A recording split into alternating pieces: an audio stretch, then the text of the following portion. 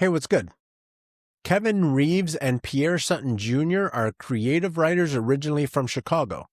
They met in high school, became best friends, and eventually started their own animation IP, Furious and Fat Cat. Recently, they entered one of their Furious and Fat Cat cartoons into a film festival and won.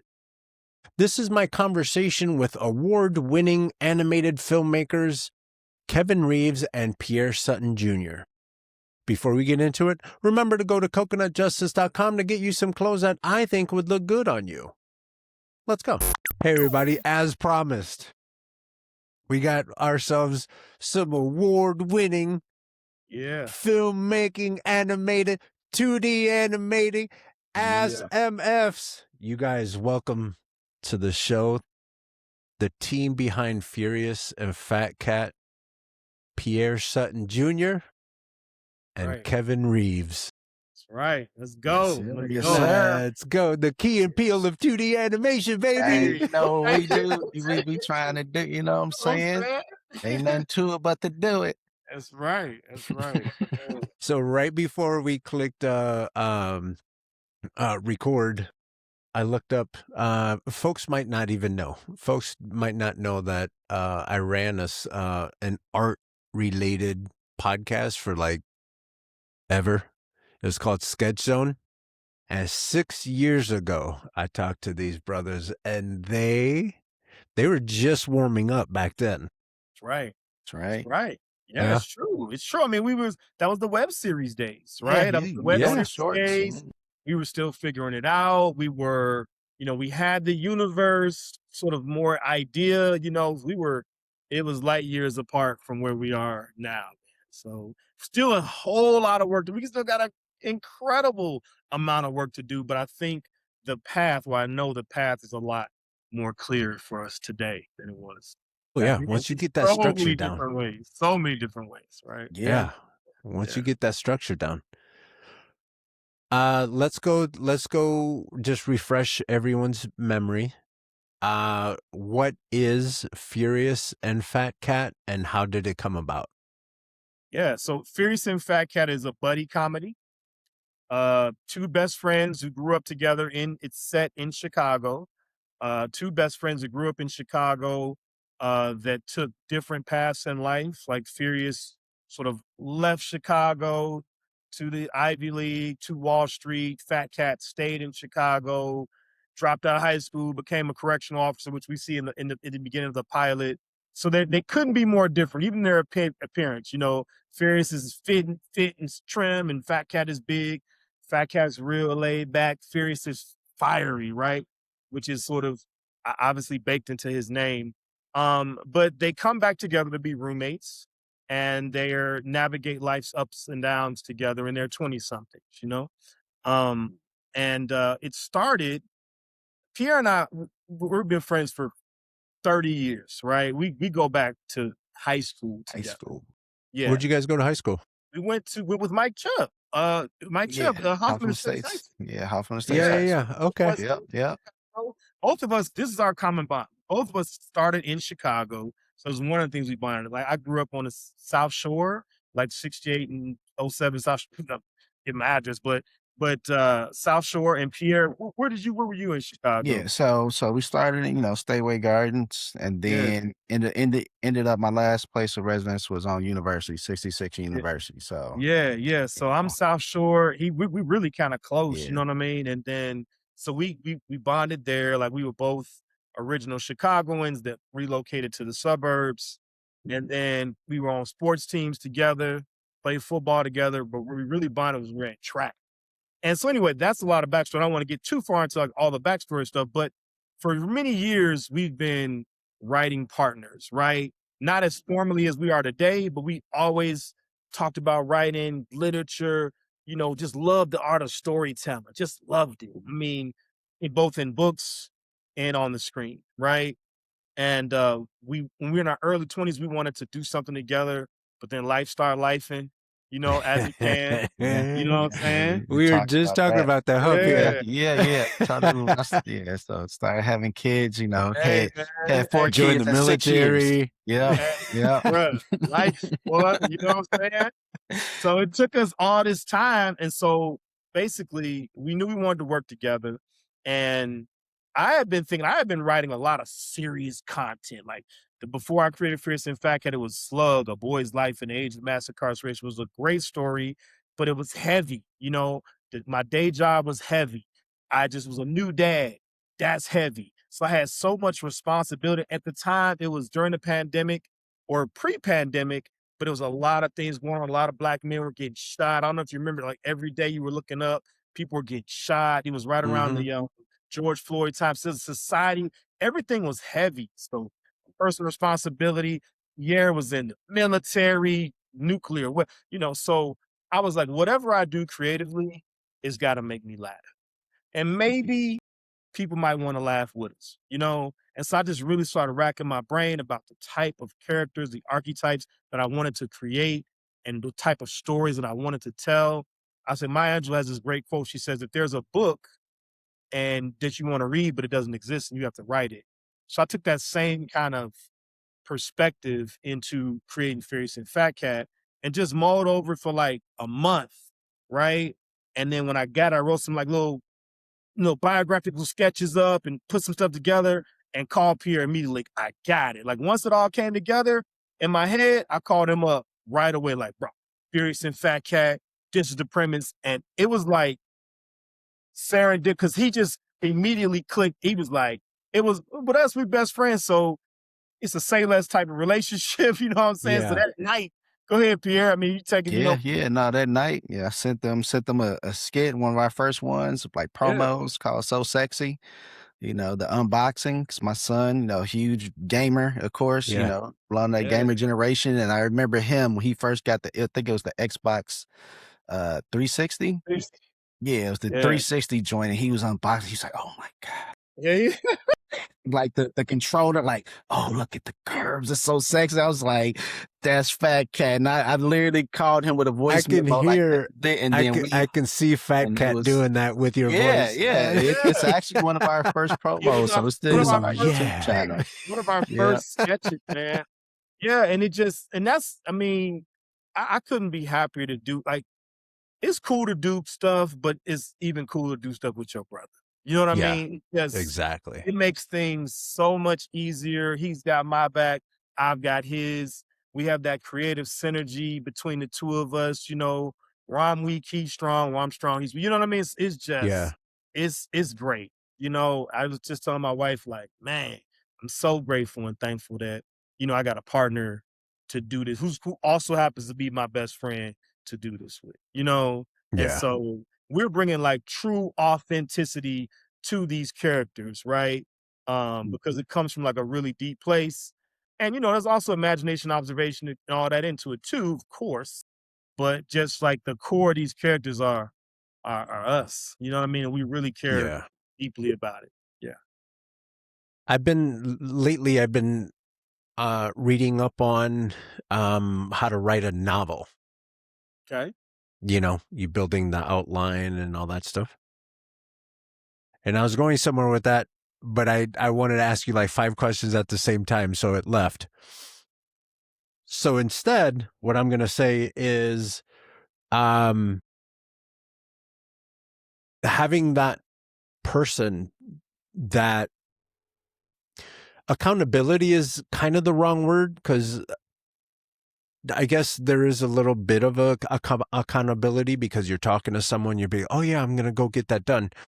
Mhm. And because you have that person with you that you care about, you don't want to let them down. Mhm.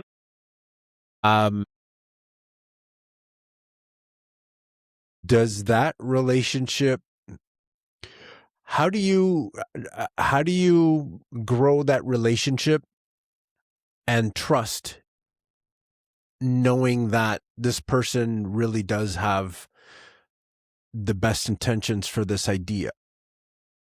Yeah. Yeah, I I, I think it just comes over time. Like for me and Kevin, like I said, this has been a 30-year process. Like one of the first things that we bonded on was the TV miniseries, The Odyssey. That came out in '97. That was me and his first real true bonding moment as far as artists. Before that, it was, classmates. He was a year ahead of me in high school. So, sports team, stuff like that. And then when we were, like Kevin said, when we became teammates on a track team, track practices are very different to where, you talking about accountability, like you're literally next to this person, right? Yeah. You guys are going through, it's like, look, you give it your all, I give it my all, and then you got that measuring stick, right? So you see it. So that translated to us. Then that was in track practice, but then we were just walking, just talk about literature and just talking. And it just so happened it was the Odyssey that connected us. And so when it comes to the accountability part, like every time I wrote something, like Kevin, we were just talking about this the other day. He read one of my first, it was a short story, like a novella I was writing called 3 Month Hero. I remember him and one of our other friends, came to my window, right? I was in my parents' house just writing, they came to the window and he was reading it off the screen. Right. And then when I did my same book thing with soul rebuttals. I read soul poems and short story. He read it off the screen. And then when I got to the military, I'm like locked in on, you know what I'm saying? So and it's the same here. So go ahead. Yeah. I think it's like, this is my boy. So aside from the work, like, we're business partners now and we're creative partners, like, but this is my guy. So we gonna hold each other accountable in life, right? Like if he doing something, I'm probably like, hey man, I hear you, but so it's that kind of, so it comes sort of naturally in terms of growing together. I mean, that's natural too. We both have the same vision. When I call him up, I don't have to say much because we both want this to be a global brand, right? And we can push each other. We can be honest with each other. And we constantly talk about that. Like, look, I tell Pierre, like, look, if I write something that's not good, you need to say it because I'm gonna say it about yours. You know what I'm saying? I'm gonna say it like, we could punch this up. We could do. The focus is the product, not the relationship. Yeah. Right. And the good thing is too, both of us are at a point in our lives as far as like artists, right? Writers, that we're secure in our ability to create, right? And And so it's not about that anymore. It's not about, Kevin is giving me this note. He thinks that I'm not a good writer or he's questioning my writing ability. It's no, this needs to be better for the story, right? It's all about, like you said, the story, the product. And so we're past those points, right? In our artistic lives to where we don't, like, that doesn't even, it's not even consideration as far as like personal, like is this a personal attack? It's only about the art. It's only about putting the best thing out, right? And making art as best as possible. And as men, you know what I'm saying? Like, right, we passed that in life as men. So had this happened in our 20s or our 30s, maybe some more, but like, we're, you know what I'm saying? Like we're there as men. And so we're growing in this and there's focus. Hey, come on. Absolutely. No ego with this. I tell Pierre all the time, no ego.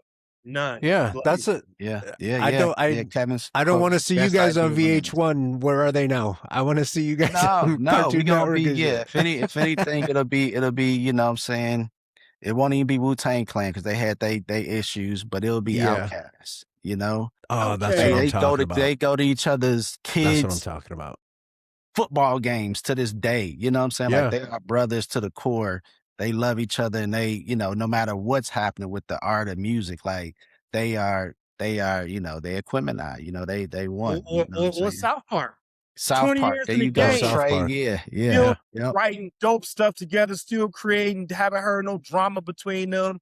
Both, you know what I'm saying, doing well, like, from what we see, but like that. But their background is more just like Andre 3000. I think the common things that Wu-Tang, but it has a little Andre. We grew up together and we keep that honesty no matter what. Like I care about this man's family.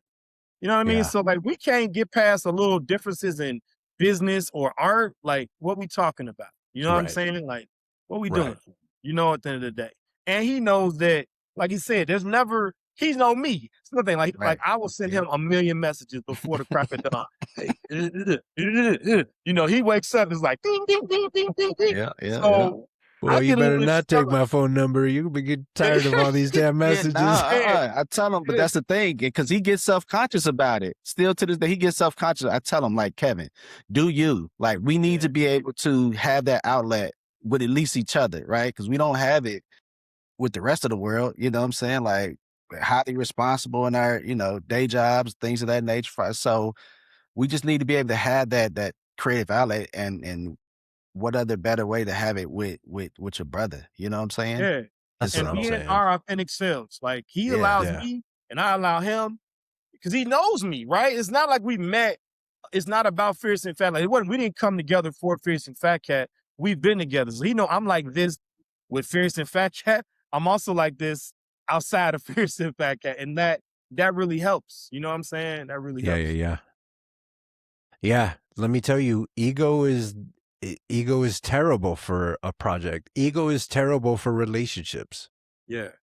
Best idea wins. I say that to all our artists. We worked with like 20 plus artists at this point. Say to Pierre all the time. I mean it. And I mean this, like somebody, if I write something and then somebody makes it better, I'm like that. Here's an example. I'm gonna take it right to the pilot. In the pilot, we had a scene where rockets come down. I originally wrote it where like it was gonna be like white people as rockets coming down. So the concept is similar, but the artist that we were working with, he just made them just rockets and had them come out. The gentrification sort of, and I normally don't want to talk about like themes and get into that's for the world, but in this moment I will. The gentrification sort of moment, they come out the rocket better, so much better. I wasn't like, oh no, this isn't how it was. You know what I'm saying? I'm like, Yeah. "Ooh, I like that. You know what I mean? Yeah. But it goes the same way with me. If I'm not feeling it, I'm gonna say it. Like, you know what I mean? So, you know. Yeah. Boy, like what you guys have is hard to find. So protect it. Be stingy with it. Yeah. Cause I've been in projects where ego just gets in the way, and then all of a sudden all that stifling energy just kills the project. Yeah. Yeah. It's And what good unfortunate. is that? Yeah. We want to do something great. And you have to be like, to be a leader, you got to be a servant. Right? That's what is servant leadership, right? Right. Both of us are leaders in our own right in many different areas, but we also understand that, right? And so it's about making something. It's in service of doing something amazing, like doing something like, right, we got so much work to do, but I think we can see it. Like we really want to do something amazing, and there's really no room for any of that stuff that's going to be distractions. Any of it, ego, or greed, or any of them, right? None of will get in the way of the purity of storytelling. And I don't understand why people think when you say things like leadership skills and assertiveness and all that stuff, I don't understand why people like jump straight to this ignorant person that's pounding their fists on the table saying, this is what I want. This is what I want. To me, a good leader understands in this situation, what each artist needs, and it goes and gets it for those artists. Yeah. Yeah. Do your job. I got everything else. Yeah. That's what. And you don't have to be a jerk. Nope. Nope. You can talk to anybody that's worked with us. I think that's what people like working with us. We're cool. We like look, work hard. We're open. We let you cook. You know, if you're not doing what we need, we'll kind of give you the feedback, right? But it's in a cool way. There's no reason to be unkind. Like be kind. So let's start with that. You know what I'm saying? Be kind. I'm telling you. Yeah. Be I've clear. been pushing people. We in this country, we need to change our culture. Yeah. We definitely need to change our culture. One of the reasons we love doing Fierce and Fat Cat is because of that, Carlos, is because we think it's going to spread joy. It's going to give people sort of a different view or a throwback or however you want to call it, that feeling of just wholesomeness. You know what I'm saying? Right? Yeah. Like wholesomeness, just friendship, love. You know what I'm saying? Connection, like striving. You know what I mean? Yeah, for sure. And it comes off. It comes off in the cartoon. Thank you. I can tell that you guys know the characters and that you guys actually care. That's what I was going to say about researching books and stuff.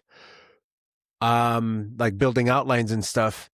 This person said one of the first things that you need to do is fall in love with the characters. Yeah. That way you know what this character is going to do and say and react to the different situation that you put them in. And that's what good writing is you take your hero and you beat the hell out of them and watch him come back.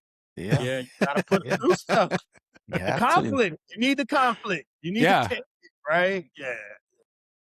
Yeah, so I can tell in your writing, it's so I identify with it. I've been in those situations. I've been, opening the Xbox. I've been where my friend just keeps eating all the goddamn cookies and all that. Will you stop, you fat bastard? Stop eating all my damn cookies. Yeah, man. Yeah, Where did you guys go for inspiration when you were starting the cartoon and now where it's a little bit more established? Like, how do you keep your stories fresh? we have a lot of material to mine still, right? Yeah. Just it's kind of like, let's say your first album is your best album because you have like a whole lifetime of content and stories to mine from. But also, man, like Pierre just texted me the other day, like he hadn't seen it, but he's like, the reviews on Toy Story 5 are good. They did it again. Like we love art. Yeah. Yeah. They used to make fun of me, Dragon Ball Z. Like I used to go Super Saiyan, like I'd be like, ah, and like they used to make fun of me because I was up on it. Like I was, it's early anime stuff, but I was on it, and I was like doing a deep dive on it. I would like bring that, but we just love art, and it's all around us. I mean, Yeah. Pierre, you just went Yeah, to and Old Town. I mean, Yeah. We just went to the Old Town Fair here in Chicago. In Old Town here in Chicago. So it was me, my son, my daughter. I told you my son, he just graduated from SCAD, degree in photography. So we went out there, met a That's outstanding. uh, Congratulate digital him, by the artist. way, Thank because you, that's thank you. huge. Yeah, digital artists, out there that Kevin met at the Charlotte Black Film Festival last week, and so he was here for the art festival here, and so went out there and talked with him, met with him, connected my son.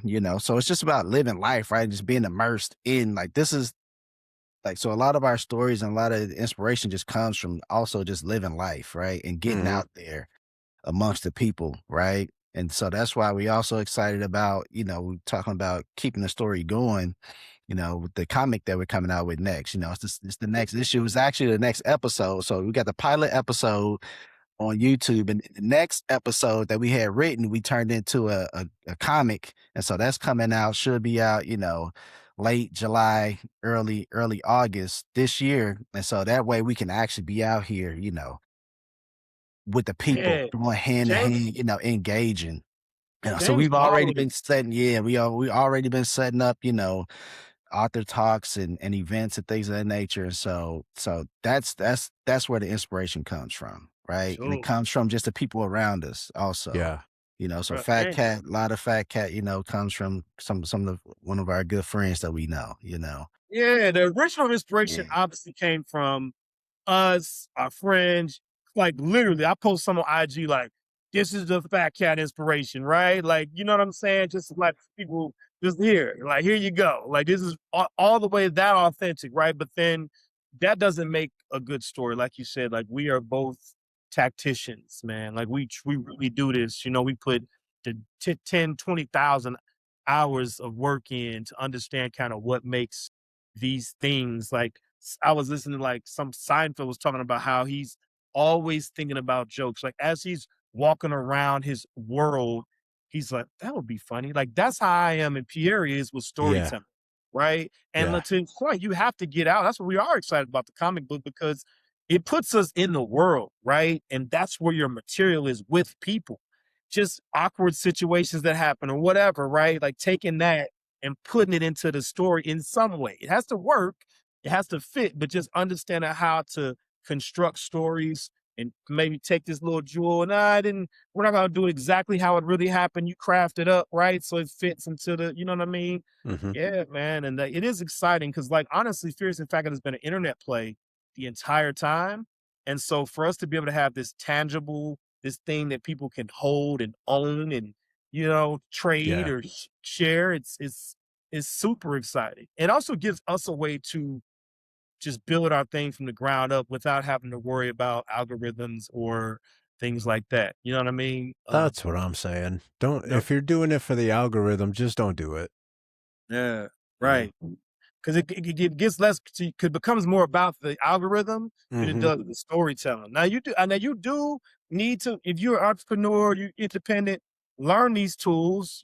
Try to get some mastery of them. But like, man, if the story is good, it'll get to the people, which is what Furious and Fat Cat is evidenced by that, right? Like, Yeah. it's getting to the people. We put a lot of work, heart, soul into it, and people are thankfully responded to it, and we're hopeful that they will take the comic book form. And the whole goal is to, once we finish the first season or, first 10 issues, Mhm. then we can go back to animation, right? Maybe by that point we'll have, a partner that can help us, similar to what happens a lot of times with comics to animation, right? It's normally that way, right? Your Invincibles, you know what I'm saying, your Walking Walking Dead, your Dead. Yeah. Teenage Mutant Ninja Yeah, Turtles yeah, started yeah. Attack on comic. Titan. Every anime basically that's ever been created, Uh, it comes from a Yeah. manga. Yeah. yeah, right. Yeah. So, but we're excited because we can continue that. We don't get to be stifled. Like I said, Carlos, 6 years ago we were on your podcast. Then we still cooking, doing well, but then we ran out of money, right? And then bam, we had the stories, we had everything we had back then. I mean, we're a little more wise and we're more settled, I think, is this is the right time for both of us. But we had to stop. And so we weren't gonna do that. We want to continue telling these stories, and doing the comic book is a lot more cost effective way of doing it. And also it's tangible. It's like, again, I think that people want stuff that they own, right? Everything is subscription based now, right? We rent 100%. Yeah. we rent stuff. We don't really own Yeah. it. You know what Yeah, I'm saying? exactly. Yeah. So yeah. Yeah, and every time I want to look at this comic book, now I got to go charge up the iPad. Now I got to go look at where'd I leave my phone? Yeah. Yeah. Yeah. Yeah. And You know? sometimes Let me tell you this. Let me like, tell you this. I took about a 2-week break last month and I disconnected. I stopped doing Instagram. I stopped doing recording on YouTube. I stopped doing all of this. And I picked up couple paper books. And I would go sit in the sun, read my little paper book. I didn't need to recharge it, none of that stuff. Let me tell you how healthy my soul felt. absolutely. Yeah. Granted, I was in French Polynesia. That'll recharge anybody. But Hey, doing it right though. Doing it right though. But the Yeah, important thing is you disconnect it, yeah. That's what's it. important. You disconnect it because you still had all those same vices, right? Your iPods, all that kind of stuff, right? So yeah. Yeah, that's great. I mean, I think the more I know we're going to talk about AI, but I think the more technology improves and increases and it creates these efficiencies for our lives, it's actually taken away some of the tension, right? The thing, like, it's good sometimes to get up out of your house, go to a store, shop. Like, it's funny, like, old becomes new, as new becomes Yeah. old in that kind Yeah. of way. You know what I mean? Yeah. I think some of that's gonna happen. There's something like young people that were born, it's like, we're right on that cusp, right? Where we remember, but like, imagine the young people that were born into this technological world, man, they're in real life experiences, and you know what I mean, they all into that, right? Because that's the good stuff for real. You know what I'm saying? Like, this thing is a great tool, and we use it to connect in the ways that you should. But like, yeah, man. So that's why we're excited about the comic book and the tours and the author talks and all these things, because we're like, we haven't met many of our fans. We haven't met any of our fans, in fact, right? You're like comment boxes, like, Right. hey, Yeah. oh, Yeah. thank you. You know what Yeah. I'm saying? Yeah. salute. You know what I'm saying? Like to be able to like talk to them, see them, chop it up like that. Like that's gonna be fun to answer questions. You know what I mean? Yeah, feel that energy is gonna be great. Yeah. Speaking of that, like, what was that like? You guys went to the film festival for the first time you got called up to come get your trophy. What was that feeling like? Well, Pierre experienced it first because we wanted Vegas too. So Pierre Yeah. talking about your experience, Yeah. I talking about mine. I wasn't able to go to Vegas. He wasn't able to go to Charlotte. So No, it was amazing. Like I say, it wasn't, I wouldn't say it's validation, but it was just confirmation, right? Just like, you know what you guys are doing, like what we set out to do is actually happening and it's working, right? Like people, like strangers was recognizing, right? Was feeling something about it, right? Yeah. And saw the heart and all the energy and Did you get to love that we watch put into it. Did you get to watch it live with people in the theater? Yeah. How Yep. wild was that? Yeah. Was that like the great. coolest thing So ever? we did it the first time we did it, which was very special. Shout out to Chicago IndieCon. So it was here in Chicago. So at the time, both me and Kevin, we weren't living here in Illinois. So we both traveled from out of state to come to the Chicago IndieCon and we watched it in a theater full of folks. And so my mom came out. Kevin's cousin from the city drove out, you know what I'm saying? Shout out, cuz. Good looking out. My other really, really good friend, best friend from from 8th grade. He was the first person I met when I moved to the suburbs. He came out, him and his wife and daughter came out, like and the theater it was a beautiful deal. The Hollywood, I think it was Hollywood Boulevard Theater, beautiful theater, like I think Dan Aykroyd, owns the. Okay, Oh, snap. yeah. So it was great. It was amazing, and it just felt good to actually to be our first film festival we was actually selected in to be, in Chicago in our hometown, and for me and him to actually be together at that. That was the most special one. The awards are how hard was your heart beating?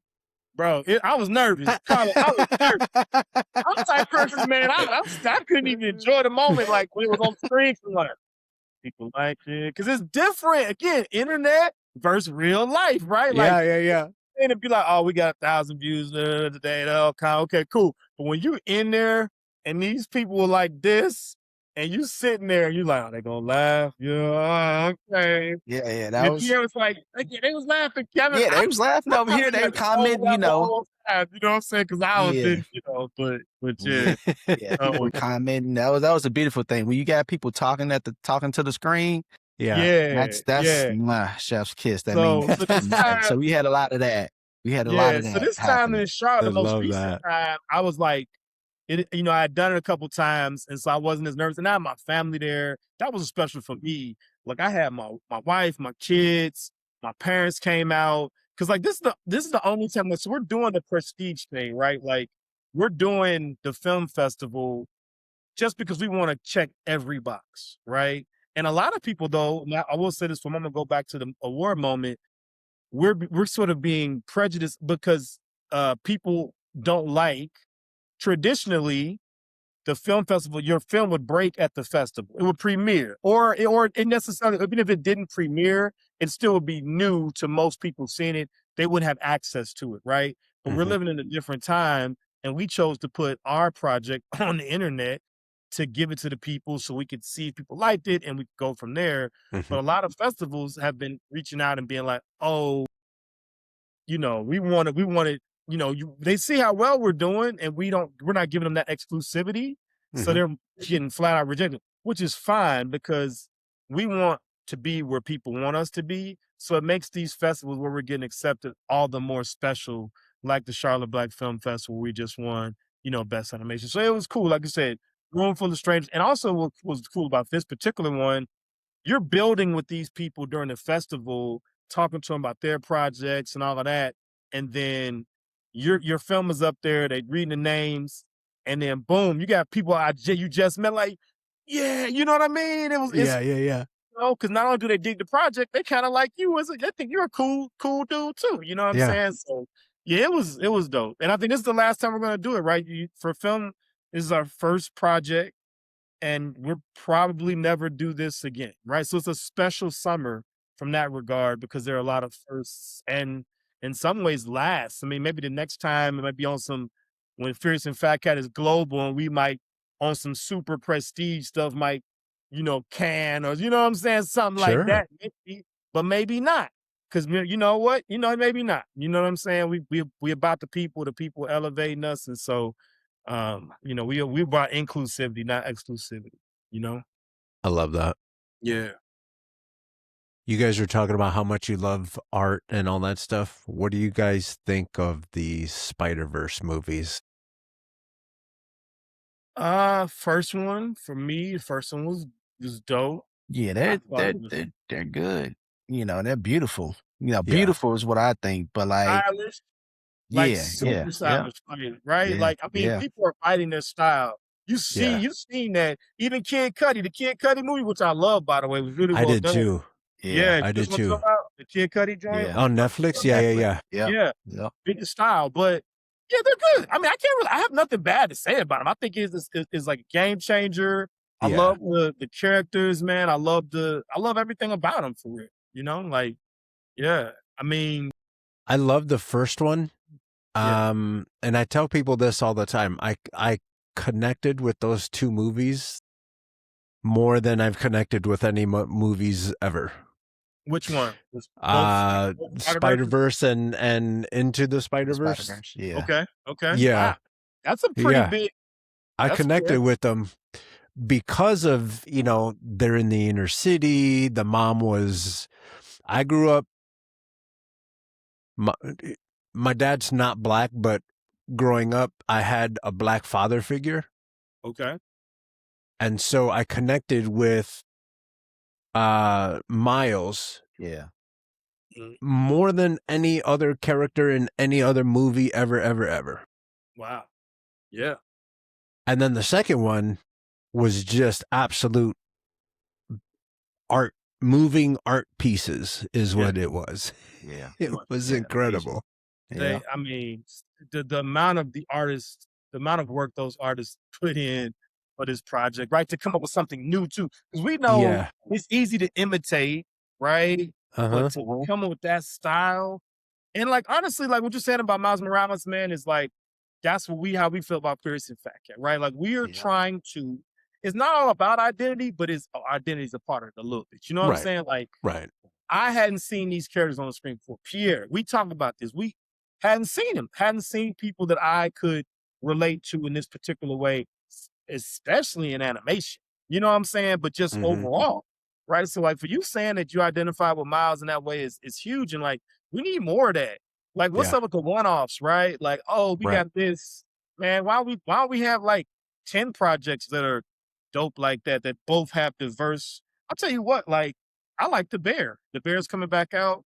That's a great show. The Bear treats their black and brown characters with humanity as human, like they happen to be black, they happen to be brown in that show.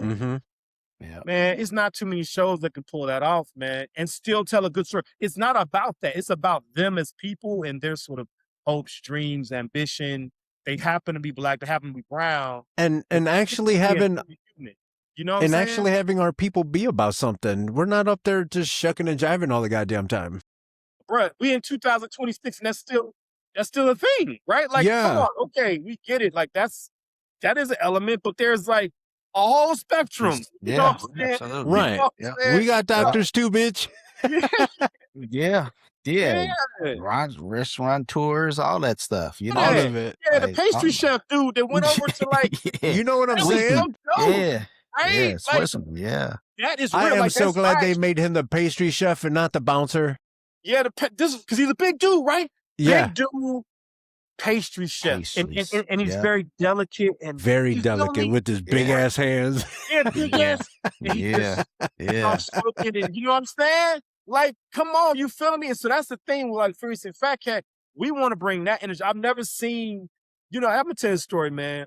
And this is so I was living after I graduated school, I moved back to Chicago. I was living right back where I was a kid, right there off Jeffrey, like 68 and Jeffrey. So anyway, I'm on 71st Street, which we have in the in the pilot, and I'm getting some Harold's chicken. I don't know if you ever had Harold's, but Harold's chicken. Hey, I love Harold's chicken so much. I got a T-shirt over there in my T-shirt drawer. Yes, sir. Yes, sir. Yes, sir. Yeah.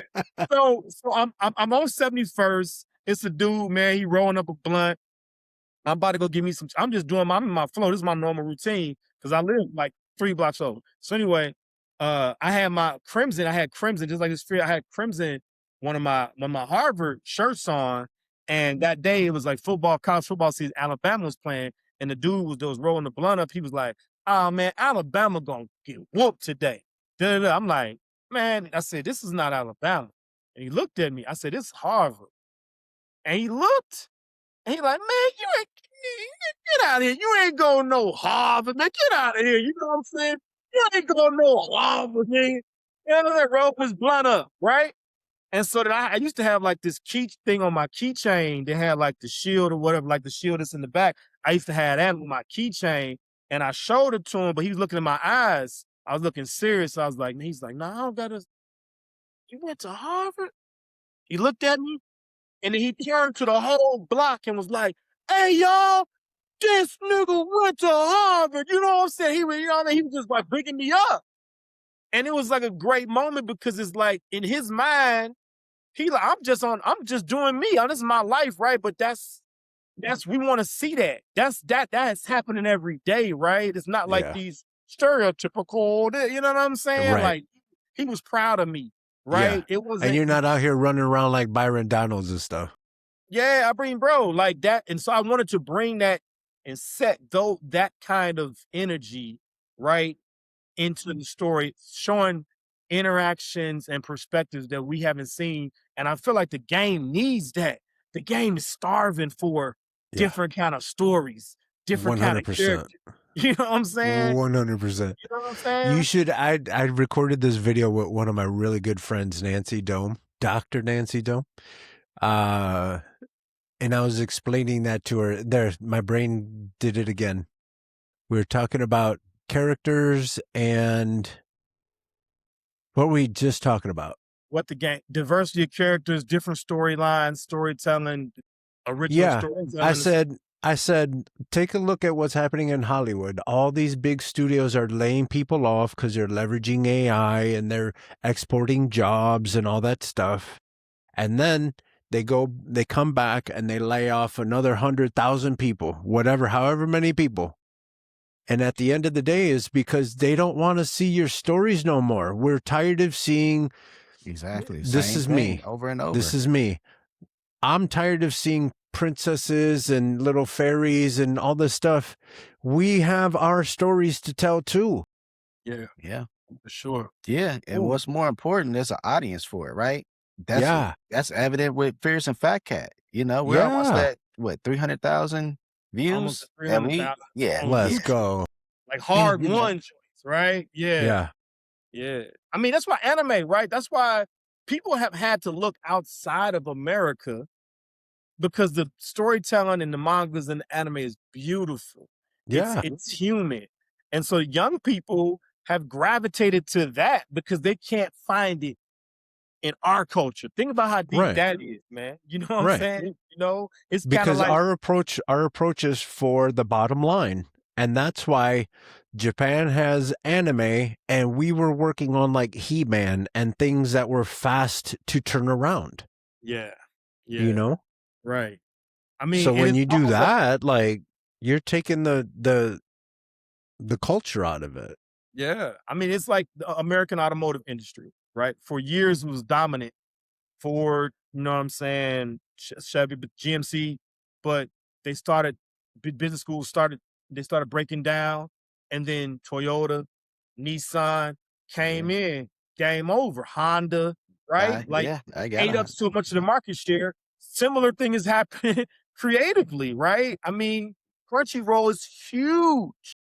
Huge. You know what I'm saying? Like, if people can't get it, especially in the age of the internet, if they can't get it in their home country, they're gonna find it. Good storytelling is universal. You know what I mean? And I love it. You know what I'm saying? But like, we got great stories here too. You know what I'm saying? Like that, some characters that look like us, and you know, so that's what we're hopeful that Fierce and Fat Cat can be that, when our taglines we first came out was like Fierce and Fat Cat for the culture. But that's all cultures. You know what I mean? The culture of humanity. You know what I'm saying? Like that's what we trying to do. For real. Yeah. I get that. And a lot like, what was it? Jordan Peele, they asked him, why you make what was the one? Get Out. Why'd you make Get Out? He's and he said something to the effect of, we already saw all the white people scary movies. They all kind of look alike. We, we're gonna do it a little bit differently over here. Yeah, different perspective. And there's no hate. There's no hate. No. Like, Saw is some of the scariest movies I've ever seen. I can't watch Saw by myself.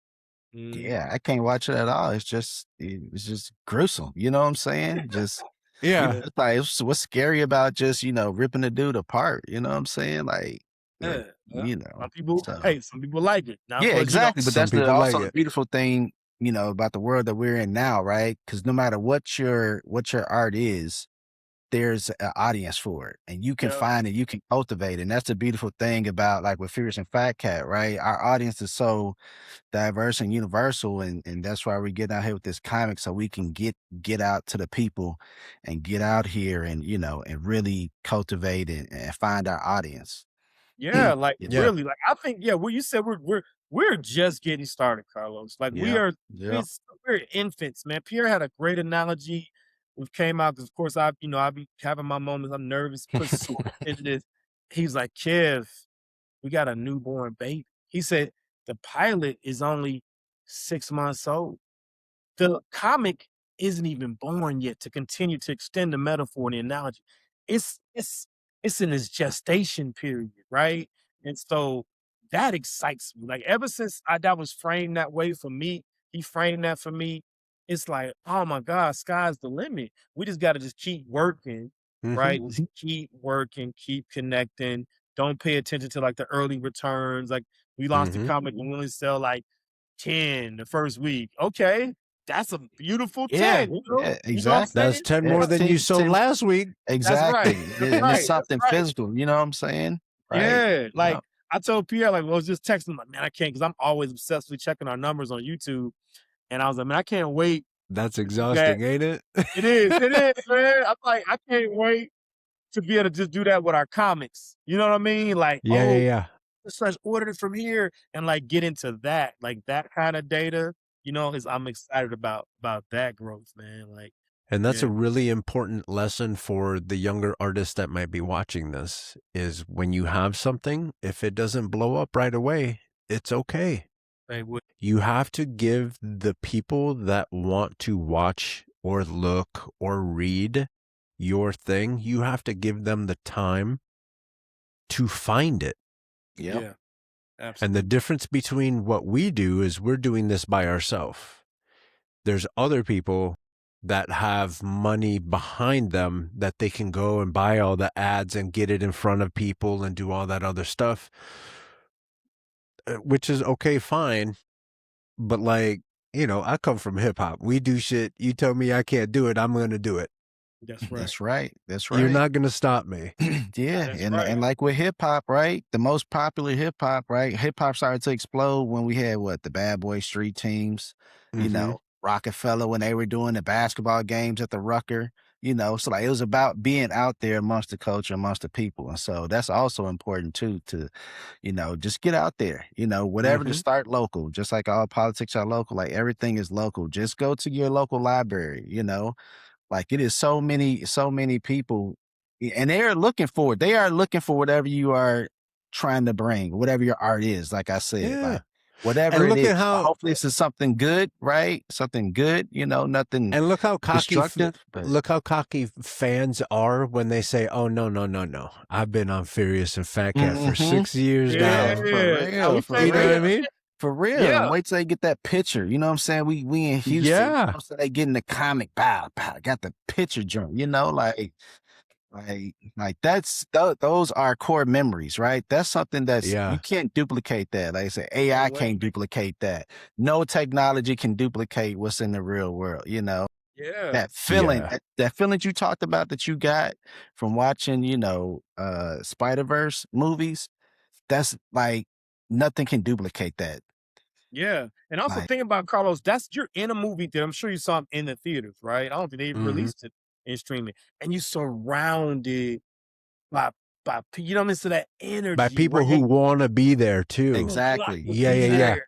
It's like a community. You may have built your homie, but it's still a community, right? Y'all all walked out and you had this experience together, man. Like, I'm excited for that, like in that, yeah, we just, like one comic at a time, like you said, hyper local focus to start. We'll be doing things in different cities. Like we're gonna be in New York City for the hip hop. We were selected for another Yeah. film festival at the end of August, the New York hip hop film festival.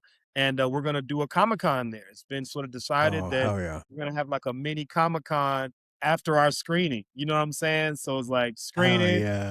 pop-up Comic-Con, Furious and Fat Cat, here you go, That so is so how much yeah. fun is that? Like, you guys have this IP and you guys just get to keep building and Yeah. testing and trying, and how fun is that? It's another thing. He said, "Kid, we're gonna have fun." Man, this dude is a key master of bottom line and stuff. You know what I mean? I'm a master. That's it. That's that military. We call it bluff in the military. Bottom line up front, right? Yeah. We're gonna have fun. And it is fun. Like I said, Carlos, it's fun. It's like I would be doing this if I wasn't, you know what I mean? Exactly. Like it's fun, Yeah. Yeah. and that's the way we're gonna approach it and look at it and just grow it over time, but just not be obsessed with the growth, but just like the connection and celebrating every moment, every comic that touches the hand, and then the people that discover it on YouTube. And you know what I'm saying? Just like it's it's been a very, very long journey as a creative for both of us, like to get to this point is really fulfilling. You know what I'm saying? It is really, really fulfilling. A lot more work to do though. A lot more work to do. Yeah. Our goal is to be able to do this full time. Like he and I have jobs where he's retired from the military now, so he don't have a job anymore. Thank you I for do. your service. Yeah. Yes, sir. Yes, sir. Yeah. So, want to be able to do it full time, but in time, that's always been the dream. But I think we're gonna get there, but it's gonna take some time. It's gonna take some time. And just Yeah. grind it, Yeah, but man, time don't matter when you own the masters. That's right. Hey, That's that right. part.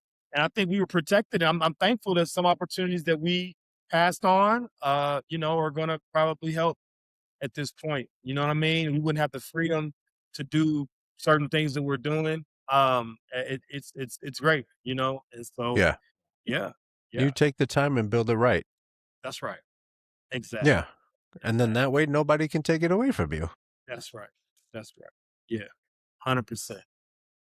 What was it that well, that might be the wrong way to ask that question. But let me see how it comes out. I'm trying to get to the point where you guys decided to do this in 2D. I'm 2D artist. My soul loves 2D art. My favorite movie is Disney's Robin Hood. Okay. I identify with Miles Morales, but my heart belongs to Robin Hood. Robin Hood. Yeah. Yeah. What is it about 2D versus 3D or the art environment in general that had you guys deliver this in 2D? Man, I think I can start. I think it goes back to like when we're talking about like that in rock. Like it's something about the hand drawn, even though things we know there's not hand drawn anymore, but 2D feels more hand drawn. I'll show my kids something that you talk about Disney Robin Hood, like Snow White, these things that were shot and drawn, animated in the 40s, right? Yeah. Still captivate. Not so much for live action. For like, I put on a black and white, what is this? It's old. But animation, cartoons, pulls them in. And so for us, we wanted the style. Like, man, we really, like, we've been fighting for the style, right, Pierre? Yeah, like, we've for been sure. fighting Yeah. for style. That was a very, very intentional, deliberate choice that we made, because we just felt like it felt more lived, right? I think it's that sweet spot, because like we're at the digital, like you see now AI does they're biting the Pixar style, right? That 3D, and they're like all looking the same, versus like style is everything, right? So many different unique styles.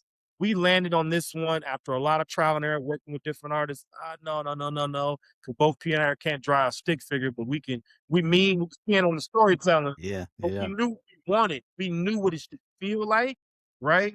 And fought for that. And when we landed what we landed in terms of the style, we were like, this is it.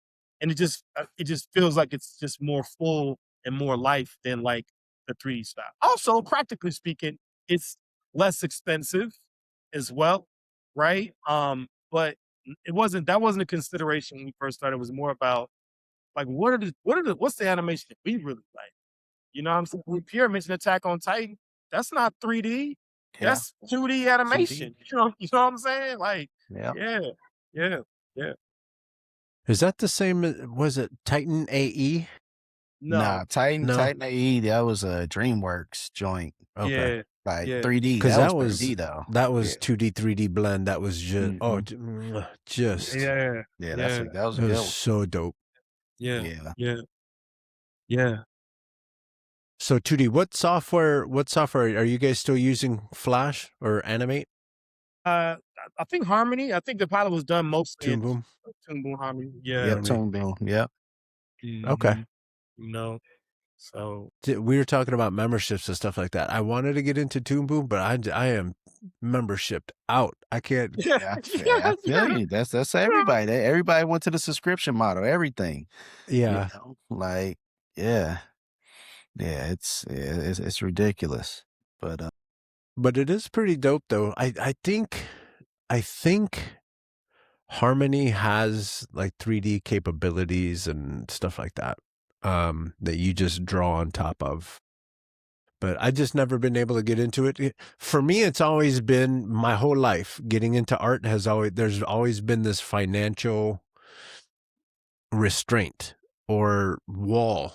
I want to get into oil painting, but those canvases are expensive. I want to get into something else, but that's expensive. I want to get into computers, but that's expensive. it's a real consideration, Carlos. You know, it's funny. The one of my favorite writers is Zora Neale Hurston, which the character Zora, who only appears in the pilot, in the flashback, but this is Furious's sort of ex girlfriend, but she's gonna have a significant role in the story. She wrote her best work when she was financially secure, which was Their Eyes Was Watching God. She had a grant, and similar to your 2-week sojourn, like she went off, she had a grant, and she wrote a master work, Their Eyes Was Watching God, and really couldn't do it again because she was always poor. Strapped, You know what I'm yeah. saying? And so Yep. it's a real. I mean, we had to stop. We were hot. Yeah. We were hot, and we had to stop because we ran out of grade. We ran out of money. Yeah. Right, Pierre? Yeah, absolutely. And I was telling Carlos before, you know, I stifled my entire creative being for a 10 to 12 year period, you know, so that I could just focus and just, you know, Provide. do as much as I provide, for my family, you know, by getting promotions and doing well, and, you know, and then also just being in the military, you know, national defense, you got to be focused. You know what I'm saying? Talking about nukes and national defense, like you need that needs to be your main focus. And so I had to, you know, it wasn't until I got to a point to where, you know, I was doing things like I was teaching, you know, like ROTC, and I was at a point to where, like I say, financially, you know, where me and Kevin, we could put money in to continue things, right? And you know, or to print up, you know, to be able to pay artists, you know, the whole web series, not only did we run out of money, but the entire web series was done by one person. One artist. Yeah. The pilot was done by 8 to 10. Yeah. 15. Right? Around it. Yeah, right. Yep. So that just goes to show, right? What those with those resources, you know, like can do, right? Yeah. And the pilot, it made it that much better. We were able to, talking about being creative, just going back to the creative part, like because we were financially stable and our families were taken care of, right? We were able to write the pilot. You know what I'm saying? Right? We wrote the entire whole entire first season is written, right? And it's good. It's written, right? And the fact that we can take these episodes we already written and transform it into a comic now, right? Also makes it that much more, right? Gives you that much more energy, right? Creative energy.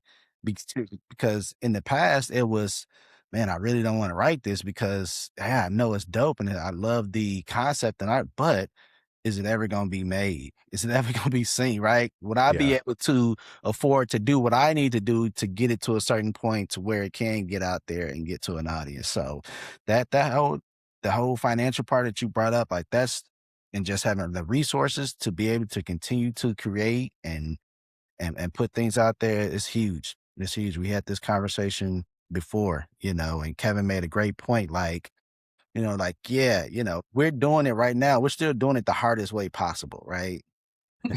It's still when it comes to resources, it's literally, out of pocket is hard as hell, boy. it's the hardest way possible, but like, the reason why, exactly. The reason why, Sinners, what I'm saying, was so beautiful and so wonderful because he had 90 million. He had the right resources to get his vision out, right?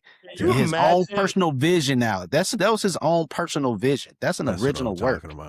And he was able to get it out and present it in these different formats and all this stuff with the aspect ratios and cameras because he had the resources available to him.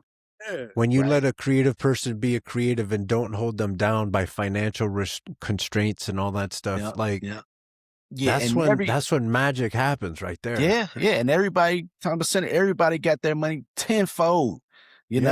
Warner Brothers is happy. Everybody's happy, right? And so it's possible. And that's what we bring with Furious and Fat Cat, right? Just showing that it's possible. It's just possible to have authentic, original IP that's universal and loved by everybody, right? You just need those resources to help get it out there, like you say, amongst those people to do those ads and to be able to, we were saying for the next animation, when we go back to animation, it's not going to be one episode, 7 months. It's going to be 9 episodes, 10 episodes, what I'm saying, in 5. Yeah, like that's but it. That takes resources, right? Like I said, we had a team of 8 to 15 people doing the pilot. So that's, 45, 60 people that we're going to need, all working at the same time together. Yeah. So, and that takes resources. How long did it take you guys to make the pilot? 7 months. 7 months. Okay. 7 months. Yeah. Is that you guys had a script and it took 7 months, or it took you 7 months to write the script and then move on and finish the animation? All of that is animation. It's the layouts, it's the backgrounds. You know the process. We had to do the animatic and layouts, and then the animation came. The whole pre-production, production, post process took 7 months. We've been ready. Like he said, we have 10 scripts right now that could be as dope, if not doper, than the pilot, right? But that's okay. Like, I want to make sure that this goes out to the world. We're good. You know what I mean? Yeah. We're good. We're going to fund this. We're going to self-fund it. If you want to come along as a partner to help, cool. But we're okay. We're going to keep taking our steps, baby steps, baby steps, baby steps. Boom. We hoping the people come along with us with the Furious and Fat Cat movement. The comic books will be sponsors for the animation, right? Like eventually when the comics go crazy, you know what I'm saying? Like then we'll have something that we'll be able to circle back like, man, you know what? Let's go ahead and animate the first season, right? The comics do well enough, people love the story enough that maybe we could, go back. But that's why you gotta work a job. If you love it, like to be creative, if you really love it, you gotta have it. If you're not privileged, if you don't come from privilege, you don't happen to come from money, or you're not one of the chosen tapped ones in Hollywood, you know what I'm saying, to be able to do it. Like Spielberg on Jaws, like he was able to fail up. Genius, but Jaws had a lot of problems, but he was able to fail up. He was able to keep, they believed in it enough till they got the shark working. They got, you know what I'm saying? Like, that's great. And I think like when he and I are able to, we doing something the hard way now, but when we got that room to really, when we can just, when I don't got to wear 30 hats, he not wearing 30 hats, and we can just write and create and lead and direct. You know what I'm saying? When I can just direct and Right. write and make, you know what I'm saying? And I don't got to Right. worry about mailing this off and doing this algorithm. And you know what I Yeah. mean? Like, it's going to be great. But right now, I love it. I love the process. I love the grind. I love all of it. Because like Yeah. when we get to where we're getting to, we'll have known like how much we did, how much we put into it. And no person could say, oh, we made you. You know what I mean? Because Yeah. you know what I'm saying? You didn't take any shortcuts. You didn't sell out. None of that stuff. None of that, bro. You don't have to. And like, you know, if you want to work a job, if you want to work hard, we'll say this: you can't be lazy doing this. You got to be cannot. disciplined. It's not for everybody. That's why Not not for everybody does it. Can't get up, right? Writing scripts 4 in the morning, you know what I'm saying? Then go to your day job, then boom, when day job done, get back to it. That's literally how we've been doing. We shot the full pilot while working full-time jobs. Yeah. Everybody was virtual, was smooth, right? Yeah. Clear vision, clear direction, not during business hours, pulled it off. So I'm like, if I'm an investor, investors watching it. If I'm an investor, you gotta love us, right? You have We're to. a sure thing, right? Like, Yeah. but see, sometimes it's not about that. Like, it's gonna be somebody down the road when we get bigger that's gonna be like, man, these dudes, like, we can get money with them, right? Yeah. Somebody's gonna do it. But like right now, people want all of it. They want, you know what I mean? They want all of it, or maybe they want to control. I don't know, you know what I'm saying? But that's And not that's what happening it here. is. And that's what it is. That's why money folks get in the way of progress. Yeah. Money folks do.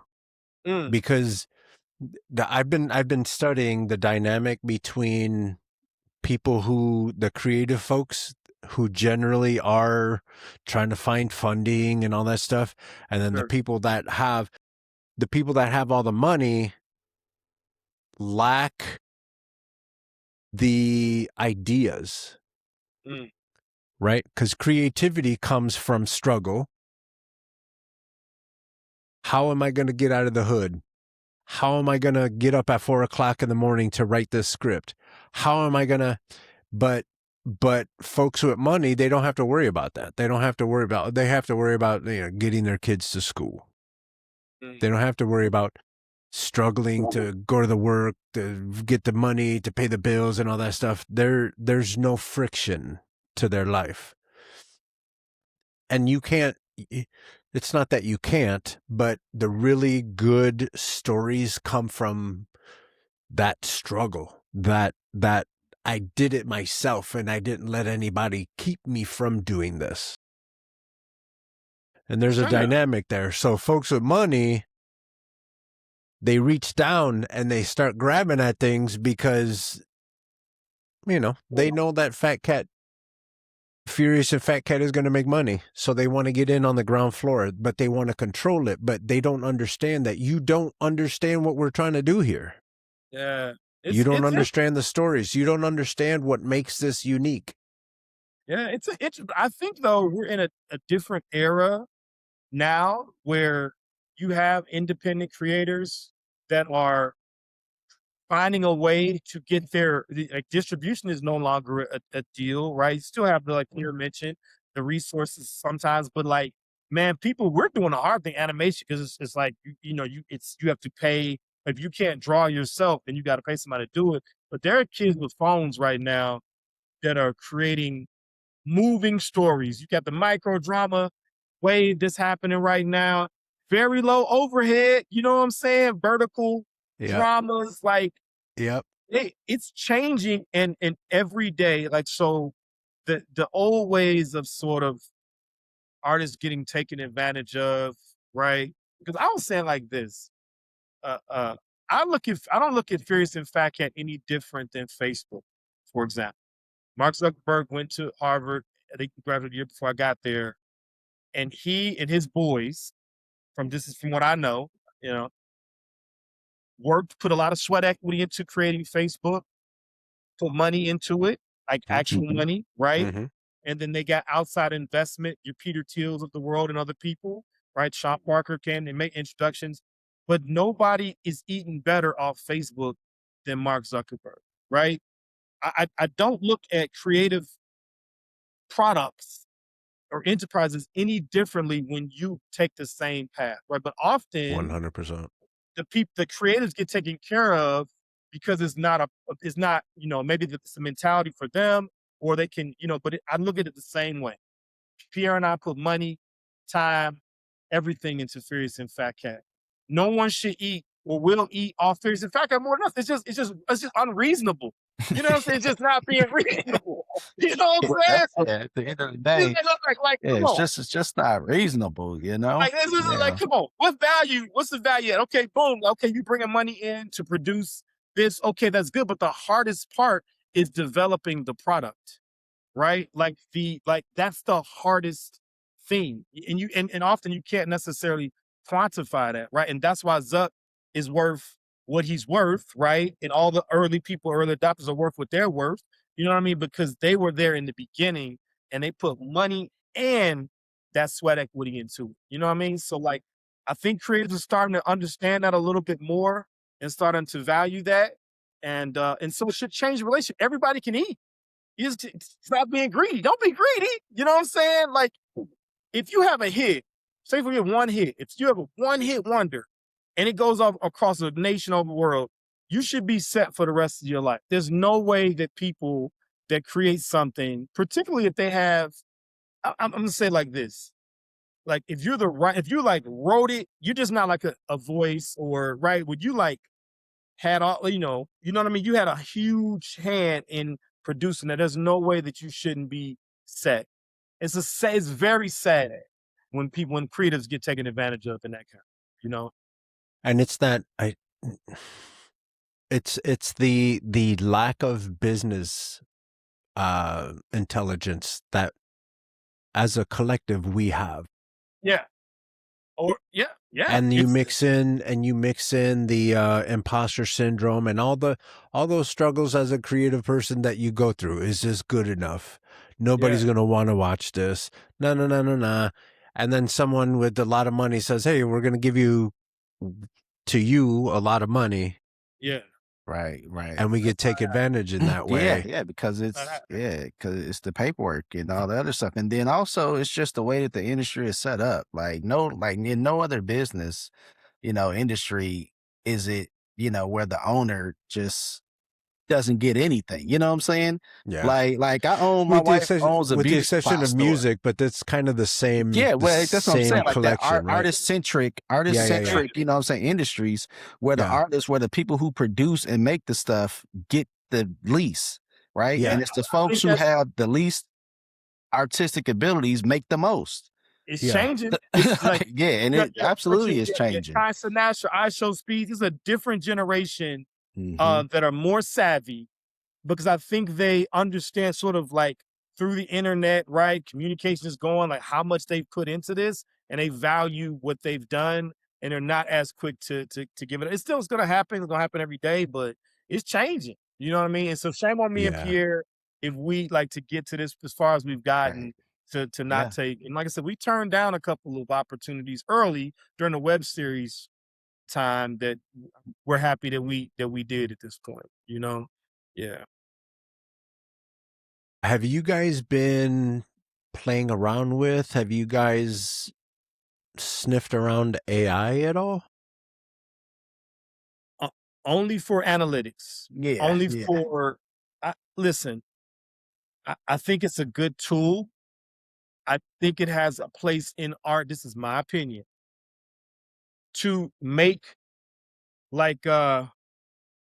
let's say like the technical parts of art, not in the creation part, right? And I think this being sold is that, but it's interesting because it's kind of crazy to me.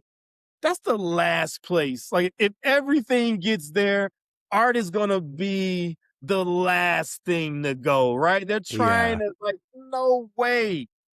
Somebody said AI is the past putting itself as the future. As a future, yeah. Yeah, but creativity is something that isn't even there yet, right? There's somebody right now, some kid has got an amazing idea. It's not on the internet. So AI models can't, what I'm saying? Like, that's creativity, right? So now, and also we love the process of collaborating with artists and working with real artists, in that what people are missing is that stroke, that drawing, there's some pain and some perspective from that uniquely human person that they're putting into that drawing, into that shot, right? Like, it's unique to that person. If you're doing AI, you're not gonna get that very human thing to create that. You know what I'm saying? And so I'm not anti-AI at all, but for producing art, works of art, I am. You know what I'm saying? Yeah, for Yeah. sure. For I sure. am. Yeah. Yeah. Creating is it's a human thing. Like we created, AI. The brain, Yeah. like AI and all these things are trying to duplicate what the brain, right? That's why they call them supercomputers and brain. You know what I'm saying? Like they're Yeah. trying to Yeah. recreate what we have inherently. You know what I'm saying? That we're born with. So Yeah. it'll never get to that point for creativity. I follow the same under the same creed. Like as far as creating, no, I wouldn't use it for that. But like I'll throw in, you know what I'm saying? When Production. I chat GPT, hey, give me, I literally did it. Hey, give me all the bookstores, you know what I'm saying? Bookstores and like libraries, you know what I'm saying, near me, and any Mhm. author, and give me a list of any author, events that they do, independent author events that they have. Wow. It's wonderful for that kind of stuff, Yeah. right? Right? Like the stuff that we don't want to do, right? The administrative, the analytical, all that stuff that would have taken a lot of time, that's great for that. But Perfect. guess what? when it gave me that list, I was on the phone with Kevin yesterday. Was it yesterday or the day before? I was like, hey, yep. We about to pull up to Graham Cracker, comic book store. I walked in there, talked to the Oh manager. yeah. You know what I'm saying? I used to work Talk with to the the manager. wife of Head on Graham my Fierce and Cracker. Fat Cat shirt. Yep. Talk to him. And like I say, it goes back to that in-person human contact, right? So all this Yeah. technology, AI is a great tool in certain aspects, but you still got to do the human thing, right? And that's engage with other humans. You know what I'm Yeah. saying? Like, Yeah. And quite honestly, like I've played with it. I'm like you guys though. I do I fire back at like the C-level managers, like the CEOs and CFOs and all that stuff. Like their job I do in AI. Build me a budget for this project.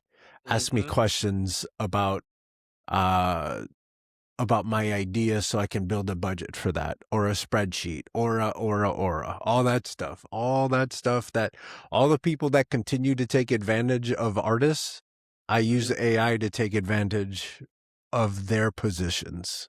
Mm. Yeah.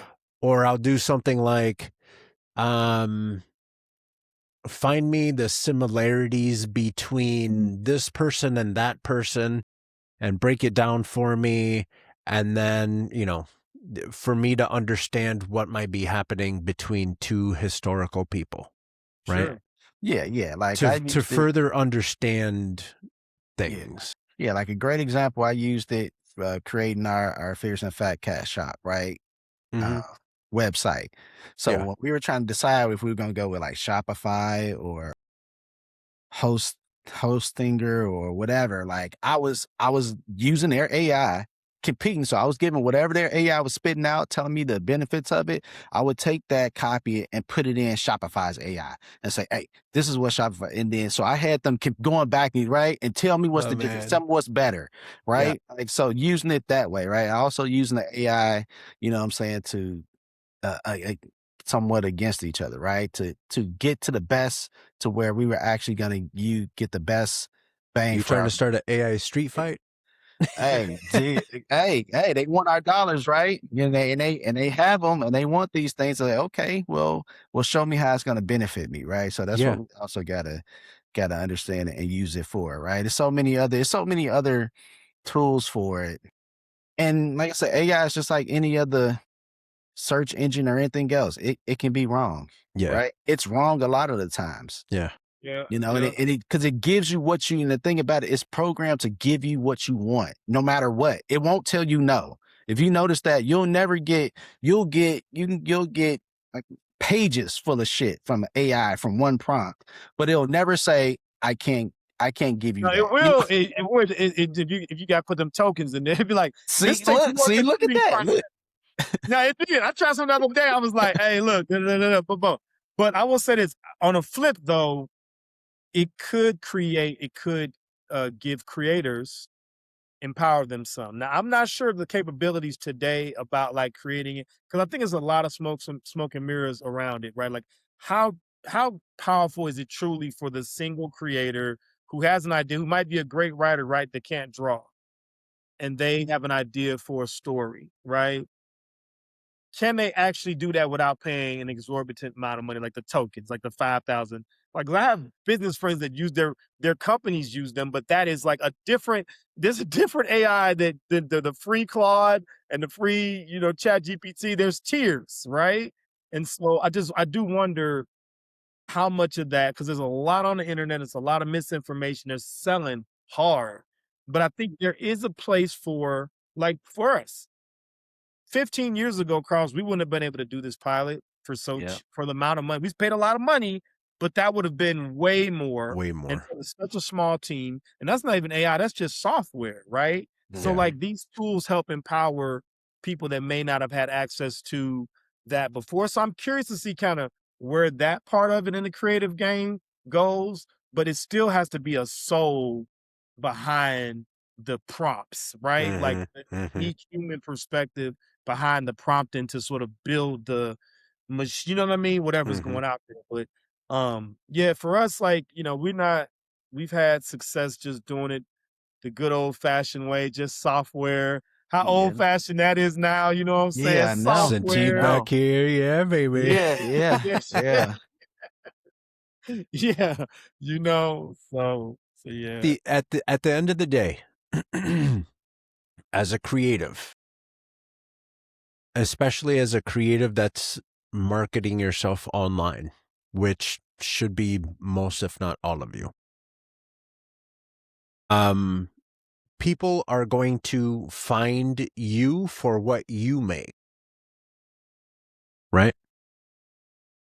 There's a lot of people that could do stuff on AI. There's a lot of people that, even if I decided to go crazy one day and make an animation in AI, I want to be an animator. I want to be a storyteller. I want to be a filmmaker. So I'm not the end product of what I ever make will not be an AI thing, because that's what I want to be known for. Right? So people are going to come to Coconut Justice. People are going to come to Carlos to see the drawings and the stories that I tell.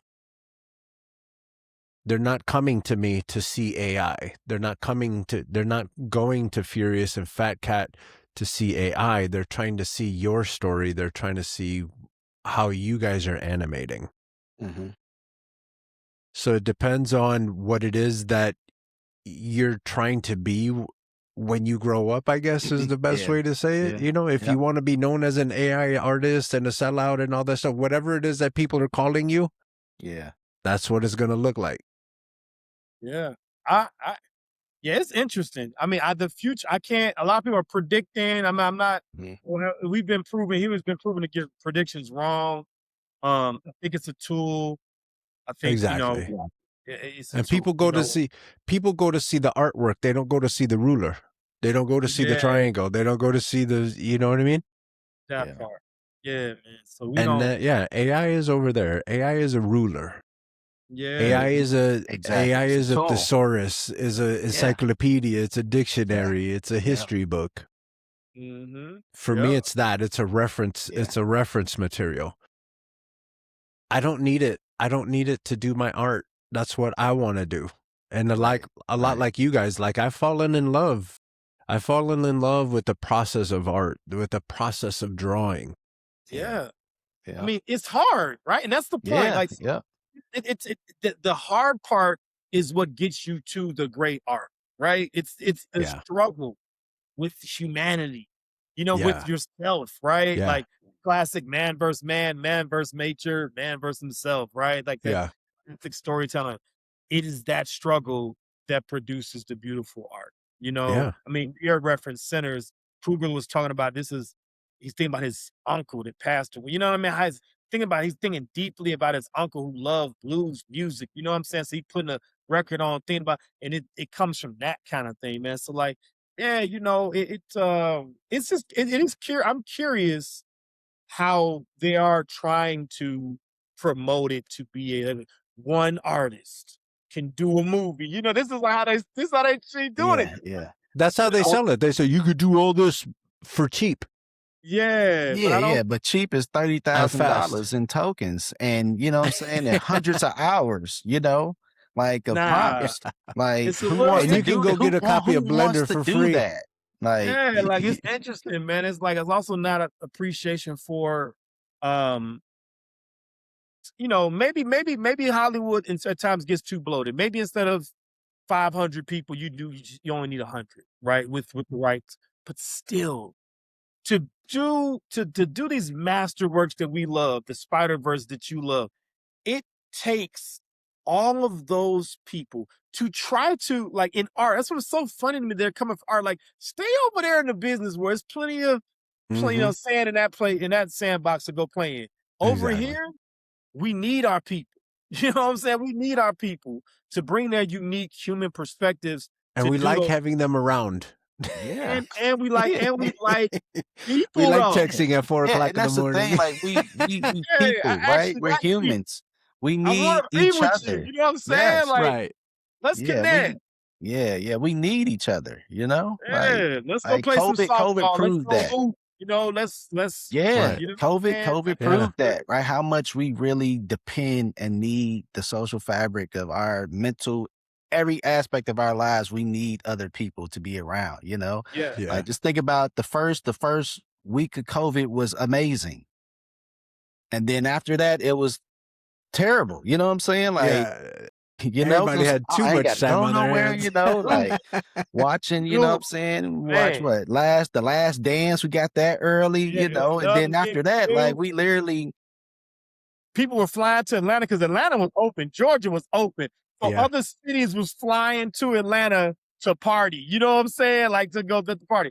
So yeah, man. I mean, it's like what people were saying. I was listening to a James Baldwin interview, and he was at a party in like Italy, and the person was like shocked that, "Oh, you're James Baldwin, you at this party." He was an older man.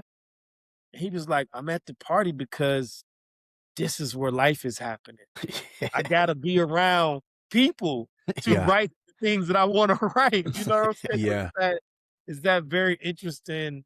You know, so versus AI, or if it's Hollywood, where you get to where you're not experiencing enough, or a variety of different kinds of sort of tension or stimulation, then you know the art's gonna suffer. You know, but man, it's very cool to see young people, college graduates, booing, you know, at the grad. I'm seeing online, boo, like they're getting it. I'm like, Yeah. that's actually not good for your business Yeah. if the young people not embracing it, because they're the future. 100%. exactly. You know what I'm saying? Like, 100%. Because we are, Pierre Yeah. just got done talking about retiring. yeah, Our, you know, that natural clock is ticking like a time bomb. These kids, they're just now Yeah. starting. yeah, Mhm. just get started, bro. You know Yeah. what I'm saying? And they see that the rug is getting pulled out from under them. Like, come on, man. If you trying to talk about replacing, you know what I mean? Like that entry level job, like that was, you know, which a lot of AI is going to replace. And then we can talk about art after this, man, because all this is going to be down, you know what I'm saying? But like that sort of rites of passage job probably no longer exists. But I will say though, it will create some other jobs. So it's going to be just like that. It'll create, you know, new jobs. Like Right. paper boys don't exist no more, but something came along and replaced that. So, you know, but yeah, it's interesting. It's a conversation that I think it'll be good for tools to help make art processes more efficient, like the production side of it, but not like really creating art. You know what I'm saying? Like the true parts of art. Like they're talking about, there's this, I read a New York Times article about the AI actress. Did y'all see that? About the AI actress? Yeah. New York Times journalist went to go interview the first AI actress. I forgot her name. Hell no. And yeah. Well, you it's see how real. Timbaland signed a digital artist. Yeah. Yeah.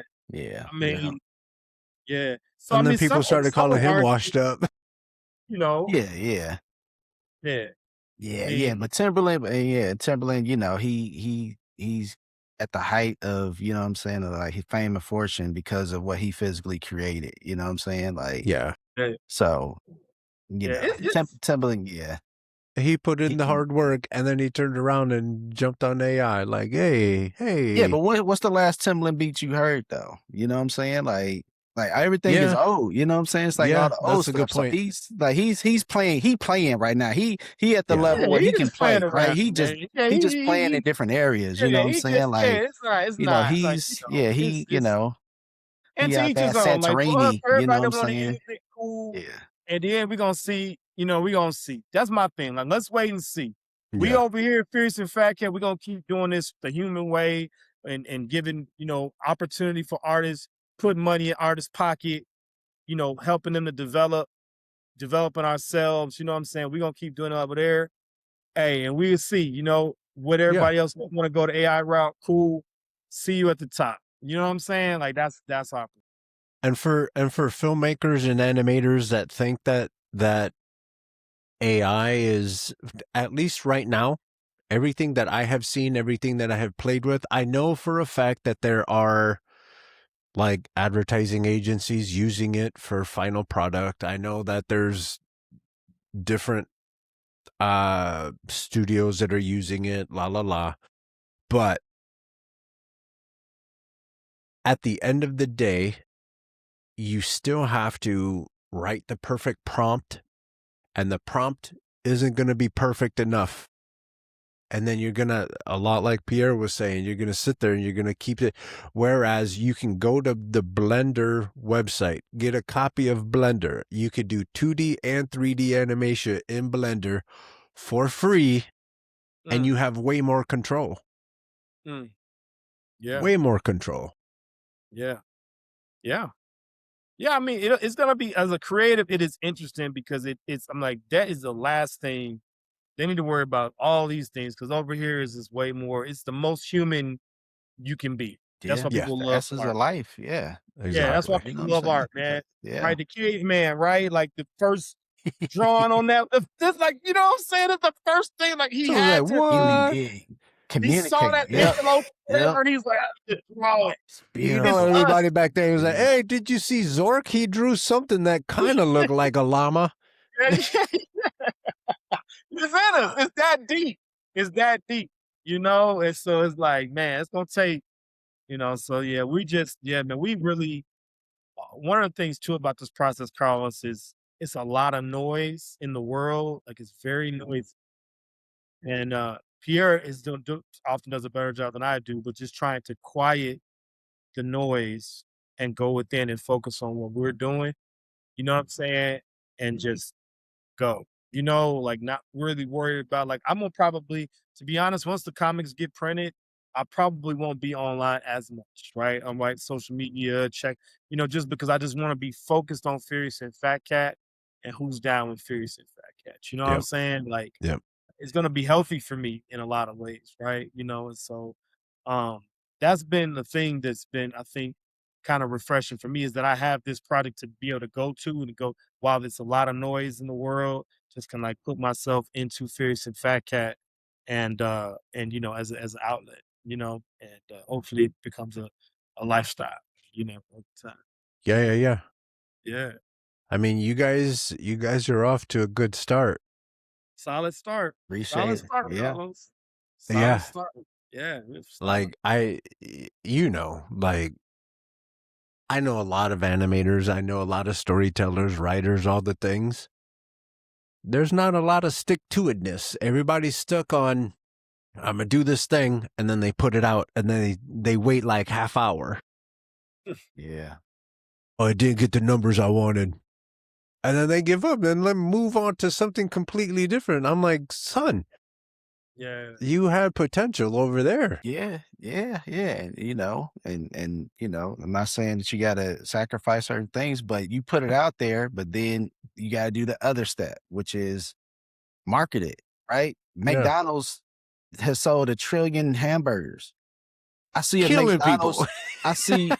and they on every corner. I see a McDonald's ad, right? Because I don't watch TV for real, right? I got YouTube TV, but I see McDonald's ads at least 3 or 4 times a day. You know what I'm saying?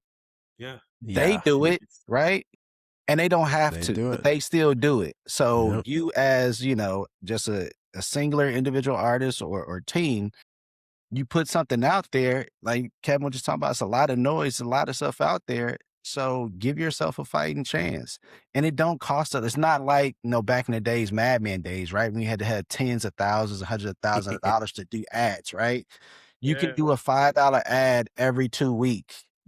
Every Yeah. 2 weeks through Google Ads, or Facebook Yeah. ads. Like, it doesn't have to be crazy expensive. You know what I'm saying? Like, the average coffee costs more than $5. Yeah. Yeah. Coffee, Absolutely. that's coffee, right? And that should last about a half hour. Yeah, Yeah. because coffee hit me and go through me, right? Yeah. Yeah. So yeah, how serious are you about your art? Right. Yeah. Like it's one thing and that's another thing, like this generation, I think is starting to get a little bit more. They're great. I learned from the younger, they're great at promotion. I remember Little Nas X, not even I remember Little Nas X when Old Town Road first came out. Y'all remember this?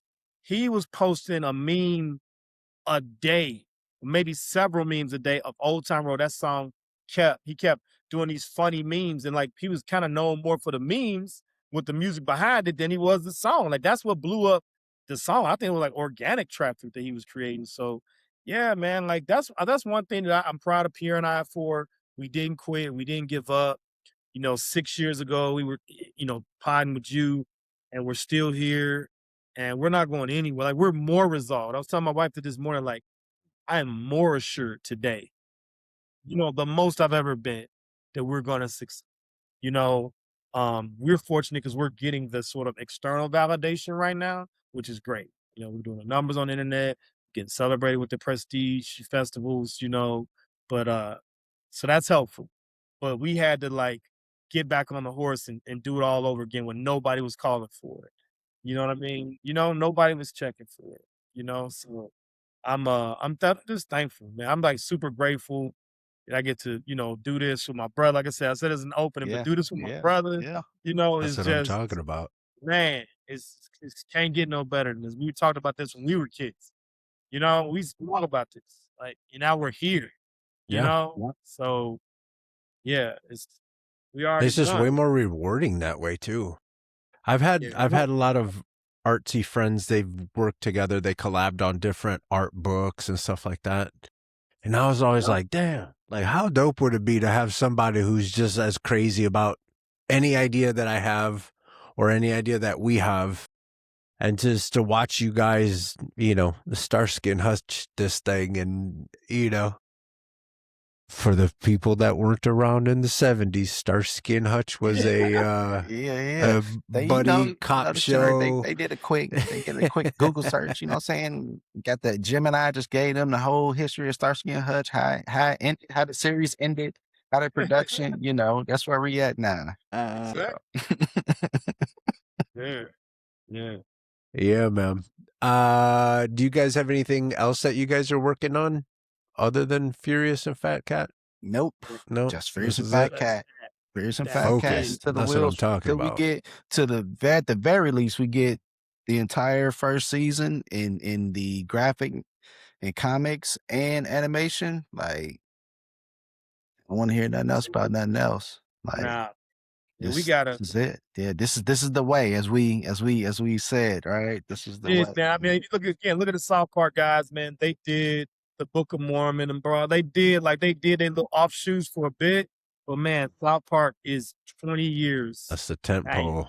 right? I Yep. mean, he and I had between the two of us so many creative ideas, right? That flopped, right? You're an artist like so many. So when you get the one that's working, stay focused. You know what Keep I'm blowing saying? on that flame, yeah. Man, stay focused. And we're just at the beginning, got with it. So even when the success comes and all that, I tell we hear our talk. Like, hey, let's make sure we have a long-term vision for Fierce and Fat Cat, right? Like, hey, we want to see this through to its full completion. And then, right, we can talk about doing other things. Pierre might want to do a product, you know what I mean, like that. But like, let's get this to being legendary. You know what I'm saying? Let's get to that point. then we could be distracted, by something else. It's hard enough to do that. I mean, we got the first season done, but the second season, like the next 10 issues, we know how the season should end and begin, but then filling everything in the middle to sort of what makes Furious and Fat Cat special takes a lot of work. And that's going to be, work that we got ahead of us, so Yeah. that's very humbling to me, particularly because I'll probably still, who knows, but likely I'll still be working my job when we have that. You know what I mean? Maybe not. A lot could change in a year. I feel a lot better about it if I could just sit around all day and think about it, you know what I'm saying? Than like have a cool Yeah. job.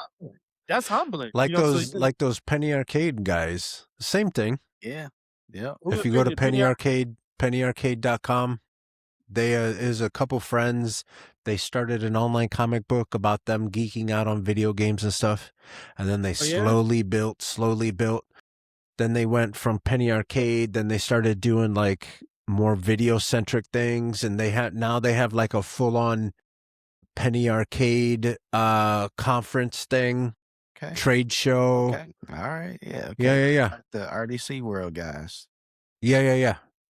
Yeah, and now they're doing role-playing game where they'll play like Dungeons and Dragons and games like that. But they record it and they put it out on YouTube and people eat that stuff up. Yeah. Yeah. Now I'm looking But it's all forward to based off of the comic. Yeah. this to start. Okay. Yeah. We hoping to get out there. We'll see. I'm nervous, just like I was nervous before the pilot. Like, oh man, in 2 months, we about to put this thing out in the world, but Yeah. Just like when you were really nervous and then you came home with the trophy. Okay. Yeah. That's right. That's big time.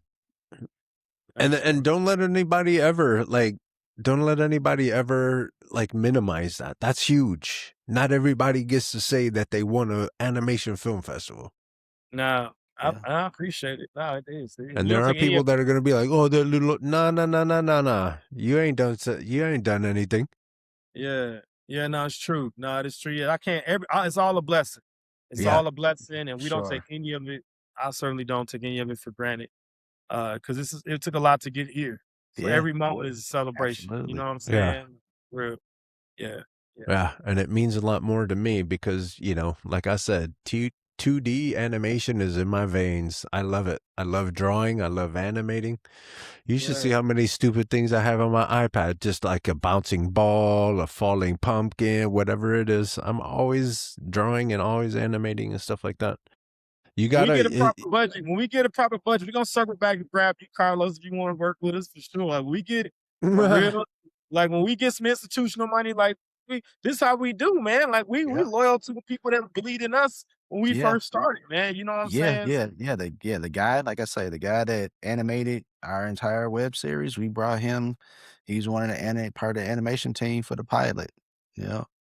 well, all I Yeah. hear is Yeah. something, Yeah. something. My next guest is something.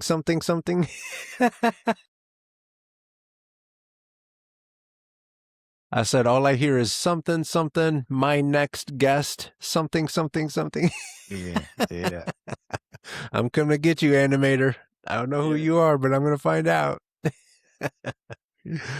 So Well, I'm glad that we're getting close to 2 hours, and I don't want to take up any more of your creative time. appreciate it. Nah, it's But been I great. am so glad that I saw the little Instagram post where you guys were winning all the awards and stuff. I was like, oh man, I gotta catch up with you guys.